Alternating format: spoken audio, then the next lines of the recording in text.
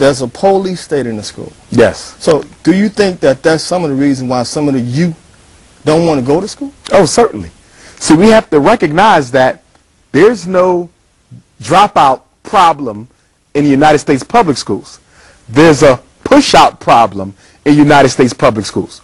Our boys cannot be expected to go into an institutional setting dominated by unconcerned middle-class white women where they are demeaned, marginalized, mistreated, over-medicated, over-special educated.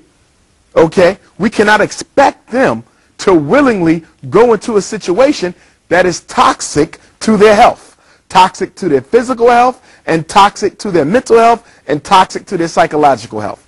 We can expect them to do that. The problem is the powers that be have articulated this problem as being one that is primarily the responsibility of the child and the parent. In other words, we're not allowed to look at the role white female teachers play in the over-incarceration of our teenage boys. We're not allowed to look at the role that white male administrators play in the adjudication of our youth.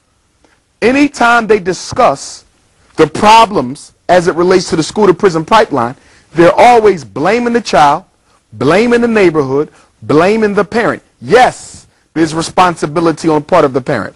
Yes, there's responsibility on part of the black community, such as our religious institutions who do nothing but collect money. Yes, there's responsibility on part of the child to some extent, although I tend not to blame children for their problems because they're the result of adults who either properly or should have properly raised them. So we have to look at the way the problem is conceptualized, because many black people have allowed themselves to be hoodwinked, brainwashed, and manipulated into believing that the miseducation problem and the over-incarceration of black male juvenile problem is something that is uncontrollable because it is ultimately arising out of the behavior and lack of academic value of the children. Not so. And